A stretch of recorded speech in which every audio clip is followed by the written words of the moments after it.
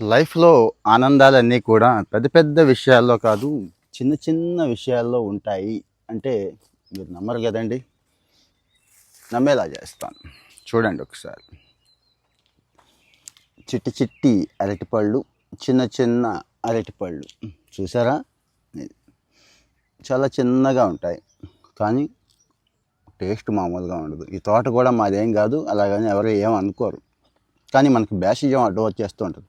కింద పడిపోయిన అరటిగెల కదా, కొనలేదు కదా, స్టైలిష్గా లేవు కదా, తింటే బాగోదేమో అనుకుంటాం. కానీ తిని చూడండి, ఏ మందు వేయలేదండి.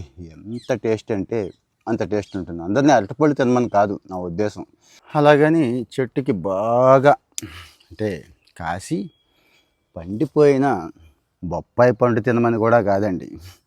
అంటే ఇలాంటి అవకాశం మనం పల్లెటూళ్ళల్లో ఉంటాయి, తోటల్లో ఉంటాయి. తోట మనది అవ్వాల్సిన అవసరం కూడా లేదు. అవునా?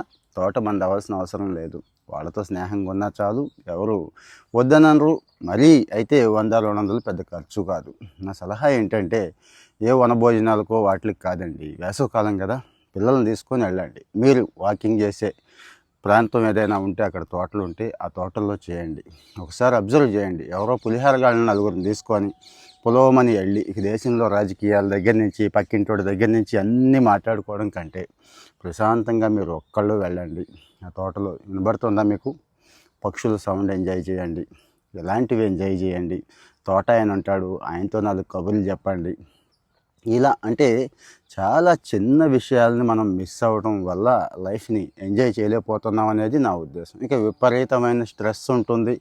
అనవసరమైన విషయాలు చాలా చాలా ఉంటాయండి మనకి. 1, 2 కాదు. రోజంతా కలిపి చాలా పోగేస్తాం. లక్కీగా నిద్రలో అవన్నీ మర్చిపోయి కాస్త కోస్త హాయిగా పడుకుంటాం. మళ్ళీ పొద్దున్నే ఆ లోడ్ అంతా మీద వేసుకోకుండా, ఒకవేళ వేసుకోక తప్పని పరిస్థితి ఉన్నా పొద్దున్నే బయలుదేరి బయటకు వచ్చేసి కాస్త ఇలాంటి చిన్న చిన్న విషయాలు కూడా ఎంజాయ్ చేయండి అని చెప్పడం నా ఉద్దేశం అండి. చిన్న చిన్నవి అంటే ఈ పళ్ళు గట్రా కాదు నేను అంటోంది. చక్కటి పక్షుల శబ్దాలు, చక్కటి చల్లగాలి, చూశారుగా ఆకాశం ఎంత బాగుందో, చక్కటి నీలాకాశం. ఇలాగ నడిచే క్రమంలో చిన్నప్పుడు ఒక్కసారి గుర్తు తెచ్చుకోండి. కాస్త బ్యాక్కి వెళ్ళండి. 4, 5 సంవత్సరాల వయసు ఊహ కాస్త తెలుస్తుంది మనకి. ప్రతిదీ అందంగా, ప్రతిదీ అద్భుతంగా, అబ్బురంగా, ఆనందంగా అనిపించేది కదండి.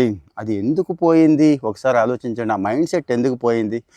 ఆ మైండ్ సెట్ని కాస్త తెచ్చుకోవడానికి ట్రై చేస్తే జీవితంలో చాలా దరిద్రాలు పోయినట్టేనండి. అదే పరిష్కారం అంటాను నేను. కామెంట్లో మీ ఒపీనియన్ చెప్పండి.